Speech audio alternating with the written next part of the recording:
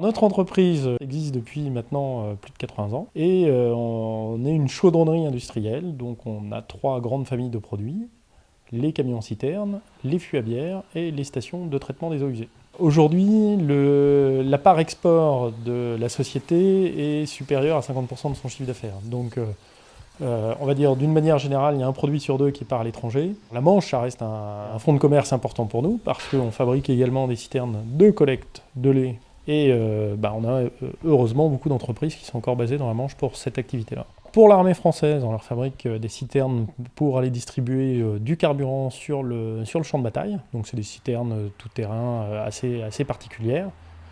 Et pour l'OTAN, on leur fabrique des stations de traitement des eaux usées pour les camps militaires qui peuvent être déployés sur soit des conflits, soit des lieux où il y a une catastrophe naturelle et où l'OTAN est amené à intervenir. Je dirais le risque pour nous, c'est les fluctuations du marché. Comme on exporte beaucoup, on est en concurrence avec des acteurs étrangers qui ont forcément des structures de coûts très différentes.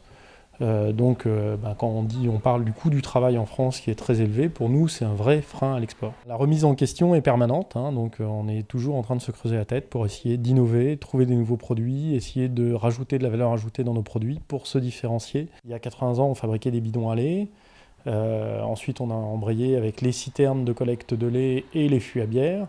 Aujourd'hui, on est en train de développer, par exemple, des citernes pour transporter des gaz cryogéniques liquéfiés, comme le gaz naturel liquéfié qui va devenir très à la mode dans quelques années en France. Une entreprise comme la nôtre, qui est une entreprise de production, je dirais la valeur ajoutée, c'est pas ce que vous voyez dans un bilan purement comptable, mais c'est la valeur de son personnel, son savoir-faire, sa capacité à innover.